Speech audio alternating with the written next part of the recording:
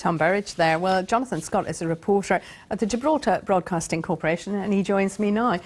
Jonathan, just give us a sense of how this is going down on Gibraltar itself.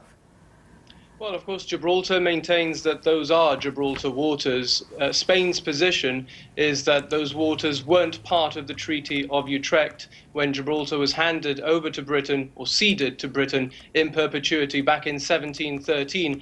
But, of course, territorial waters as a concept didn't exist back in 1713. So most Gibraltarians believe that those are Gibraltar waters, and that if we feel the need to protect them and conserve the marine environment, then that is our right to do so. Give us a sense of what's happening at the border now and how big those queues are, given the restrictions the Spanish have put in place.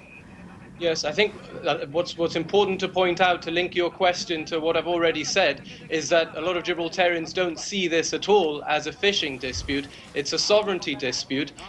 Spain claims those waters. Gibraltar believes they're theirs. As a result, Spain is imposing very strict controls at the Gibraltar frontier. Over 8,000 people cross that frontier from Spain into Gibraltar to work every day. So the Spanish controls are really making life very difficult for a lot of Spanish citizens. So queues up to 4 hours of recent in the past week to cross a very short strip of land. The Spanish government maintains this is to do with increased levels of tobacco. One day the queues are non-existent, the next day you can be made to queue up for 4 or 5 hours. So it's difficult to believe that those queues and the delays at the frontier are actually to do with any increased levels of smuggling tobacco, as the Spanish government maintains. So what's it going to take to resolve this, do you think? Well, that's the million-dollar question, isn't it?